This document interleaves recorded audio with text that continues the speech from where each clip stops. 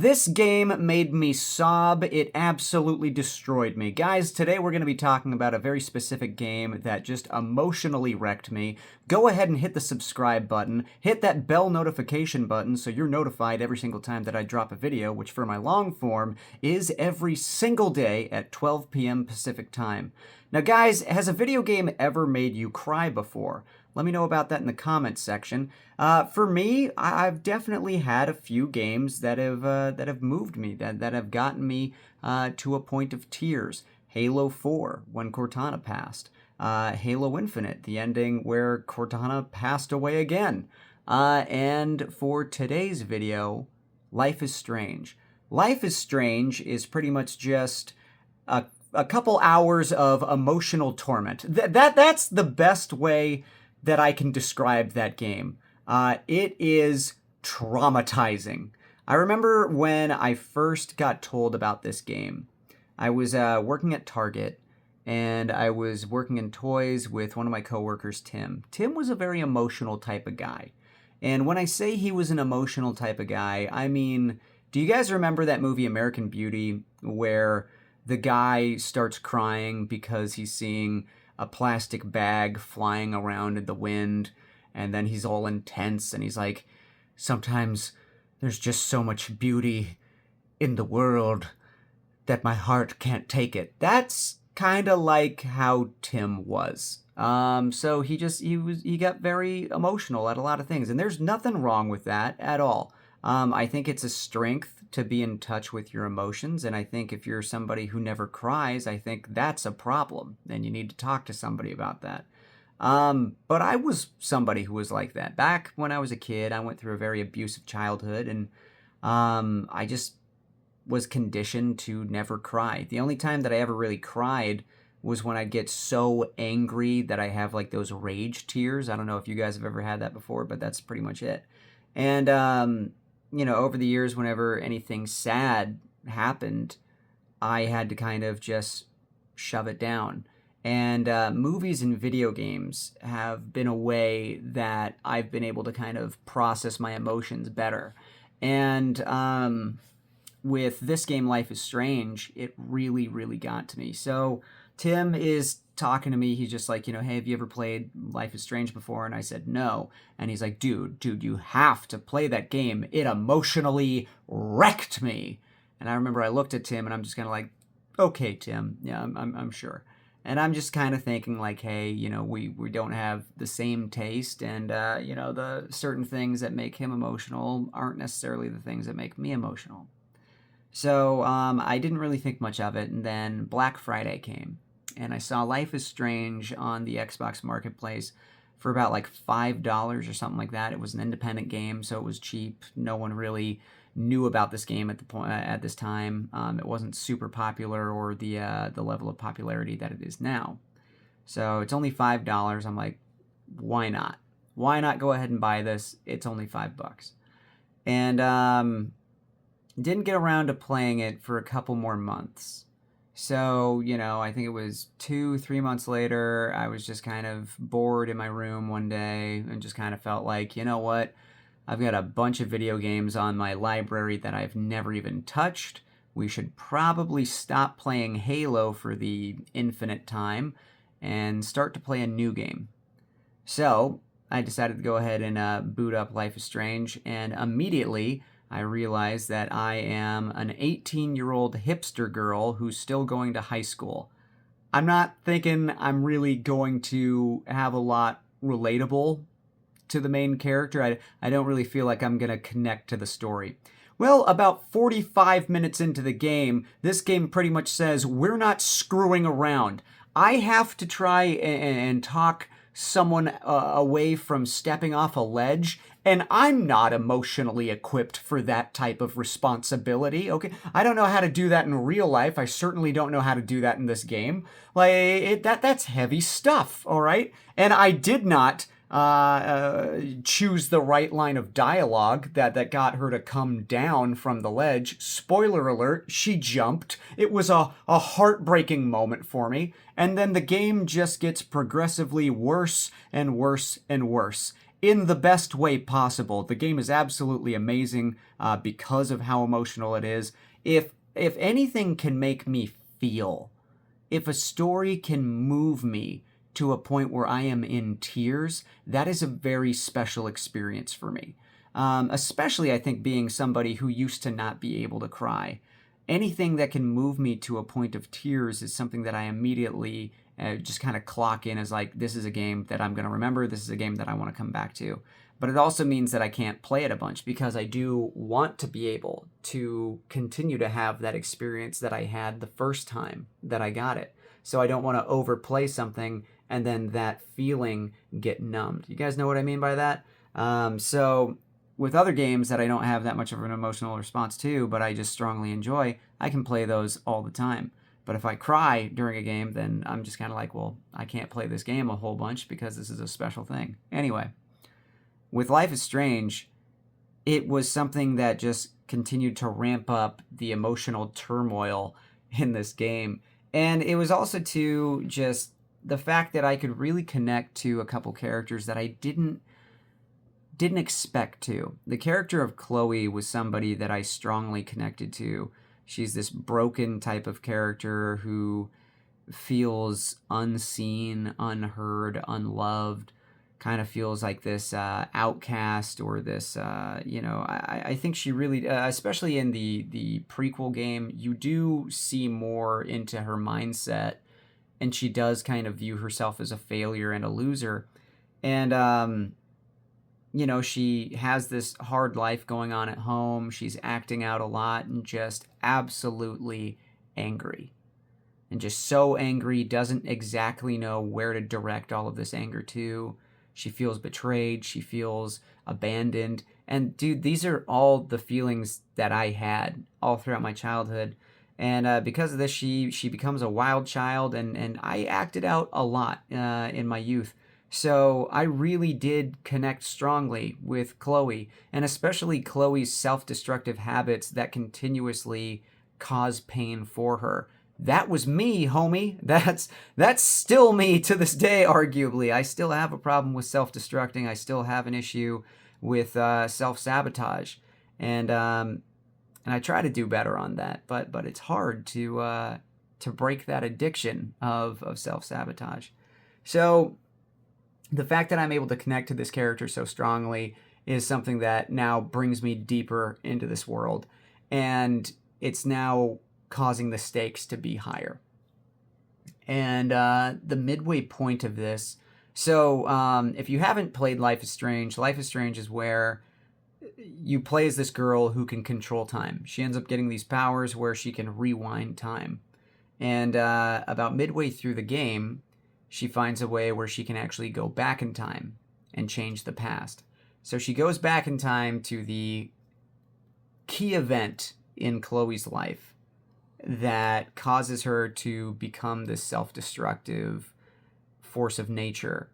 And that's where her dad died in a car crash. I guess we should probably say at this point, heavy spoilers ahead. And so Max, the main character, is able to go ahead and save her father, but this causes the whole entire timeline to shift into something new now. So you go back to the present day, and you realize that Max's life has changed. She's no longer best friends with Chloe. She's friends with all the popular kids at her school. So she goes over to Chloe's house to see what's going on with her. And Chloe meets us, and she's now a quadriplegic because she ended up getting hit by a car. And she's paralyzed from the neck down. And then she pretty much tells you, oh, hey, I haven't seen you in years, basically telling us that Max had abandoned Chloe, this character who we've come to know and love over the course of this game, and now we're feeling guilt-ridden because in this alternate timeline, Max has just abandoned her. And now we also feel guilt-ridden too because we see that our own actions have put her into this chair. So then you go into this section of the game, which is pretty long, for what seems to be like a dream sequence or an alternative reality sequence. Usually in stories, I'd say they're pretty quick. They're just maybe like one scene. This is like a whole entire chapter where you get to rebuild your relationship with Chloe. You get to have a movie night with her, and it's one of these things where her character in this moment is so overjoyed that she gets her friend back. And for me, somebody who suffers with abandonment issues, that hit hard. That was so, like, just painful, but also beautiful to see that relationship rebuild. So, Max is able to go ahead and converse with the family again. She's able to go ahead and talk to the dad who had passed away, who was kind of like a second father to her. So she's able to reconnect with him in that way too. And then you find out that they're behind on medical bills. They're struggling. So then the next day, Chloe tells Max that she wants Max to put her out of her misery. And man, that scene broke me. And I think this is such a crazy thing and such a telling moment of how good this game is that these are fictional characters, but to me, I felt morally I could not pull the plug in this situation. She's telling you that to, end her suffering. She's telling you to end her parents' suffering because she knows that her parents can't afford her treatment. And I just broke down, was just absolutely in tears. And because that is just such a horrifying moment to be able to picture yourself in at all, to be there with a loved one, to have to make that choice of putting this person out of their misery, and to feel selfish if you don't. And she does scold you, and it's so crazy because I knew what the outcome was going to be. Like, as a person who writes stories, who understands script writing, I had my guesses of which each choice would probably bring you, and I still just couldn't do it. And it's an alternate reality, so it doesn't really matter, but I still just felt morally wrong. That is how invested I was in these characters, in this game, and that's such a crazy thing, man. I could not stop crying because I felt that pain. I felt like I was betraying Chloe. And I felt just the heartbreak of seeing this poor, innocent person in so much pain where she would ask such a question. And that is a sign of amazing writing, amazing storytelling. And that's not even the worst part, man. Like, the story just keeps on just getting sad and sad. And, I could go on for hours in talking about so many of the different types of things that are happening. But the thing that I really want to go ahead and talk about before we leave is the ending choice. So all throughout this game, there is a storm that is coming to the town of Arcadia Bay. And you realize that is tied to Max's powers and Max's, ability to rewind time. And is causing a whole bunch of just weird stuff to happen. Maybe some strange stuff to happen. And so you then find out that it's not necessarily linked to Max, it might be linked to Chloe. Because no matter how much Max tries to save Chloe, things seem to get worse. So finally, ultimately, at the end of the game, you have saved Chloe from so many different things. And now you come to the choice of you have to either sacrifice Chloe, but you save the town, or you sacrifice everyone in the town, everyone that you have ever loved, everyone who has ever loved Chloe, but Chloe will live. What?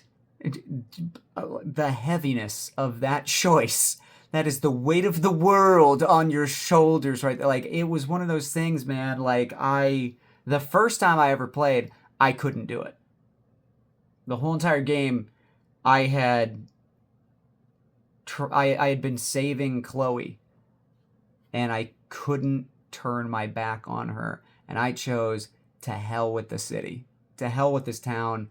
I'm getting you out of here, all right? We're walking out of this together. And so I chose to save Chloe, but Chloe's whole entire family dies. The mom dies, the stepdad dies, Max's friends die, everybody except for Chloe.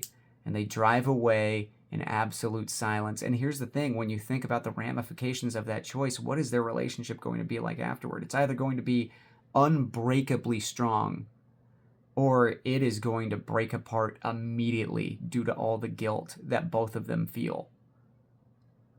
But then there is what I believe is the canon ending. And I've gone back, I've played Life is Strange again, I've chosen this ending. This, to me, is the best ending as far as story structure goes, pacing of the script. It's where you sacrifice Chloe, and that is just the most heartbreaking thing.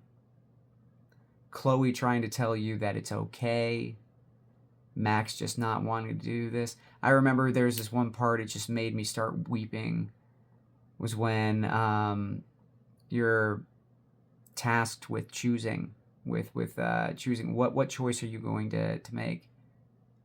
And Max's amazing voice actress immediately just starts breaking down and is just like, I don't want to do this. And I remember that hit me hard because when I had to put my dog down, I played Life is Strange a little bit after this event because I guess I'm a glutton for pain. I remember when I was putting my dog down, I was holding my dog and I kept repeating that exact same phrase. I don't want to do this. So man, that was one of those things that just fucking hit hard. Just hit me so hard. And, you know, I remember after I did the choice, I sat the controller down on the table and it just kind of like, oh, it was just kind of like, what? Like, and I just, you know, kind of made this choice of like, I gotta go take a walk. I gotta leave the house and just take a walk and ponder every single choice in my life that has led me to this moment right now. just think about what is going on. I need to call my mom. Like, it was all of these feelings were just going through my head. And, you know, it's a very rare thing to have an experience like that, to a video game, to a movie, to anything, to have that sort of response. So for me, that's a very special thing. There's been a few games that I've cried to. Life is Strange is always the heavy hitter of tears. Halo 4, I remember when Cortana died at the end of that game, it legitimately felt like I had lost a member of my family. You know, I grew up with Cortana. Halo 6, I remember I wept at the end of that, losing Cortana again. I remember I was you know, just so in such a broken place, but my fiance was there and I didn't want to cry in front of her because I still have that form of toxic masculinity that I'm trying to break through. You know, it's I'm thinking like, oh, she's gonna think less of me if I cry in front of her. So I went and took a shower and just wept in the shower so it wouldn't be noticeable that I was crying. I came back out like, I'm good. Yeah, like that. Then you're like, yeah, I'm fine. So yeah, let me know what video games you guys cry at. What video games have just really gotten to you? What video game scenes have really hit you emotionally? Maybe it's Red Dead Redemption 2. I gave you all I had. I'm afraid, right? But while you guys are telling me that in the comment section, please go ahead and hit that subscribe button and that bell notification button so you can be notified every single day when I drop a video at 12 p.m. Pacific time. Guys, watching these videos all the way through, engagement, it really, really helps. I want to say thank you so much to everyone who has been doing that. I've really been trying to focus on my long-form content. I was challenged by a good content creator friend of mine, Topher.a. Everybody needs to go and follow him, to do daily long-form content, and I have been wanting to do that. I've been trying to stay very disciplined on it. So, you know, if you guys want to help out by just engaging with this video, sharing it around, that would be very appreciated. Anyway, guys, before I go, I just want to let you know that this video is being sponsored by Grifters Cola. Grifters Cola, the official cola brand of the bubonic plague. That's not good. And honestly, for Grifter's Cola standards, I mean, like, that's a pretty lousy disease nowadays. Was it kill like 3 people a year? Like, that's some pretty low numbers for Grifter's Cola, right?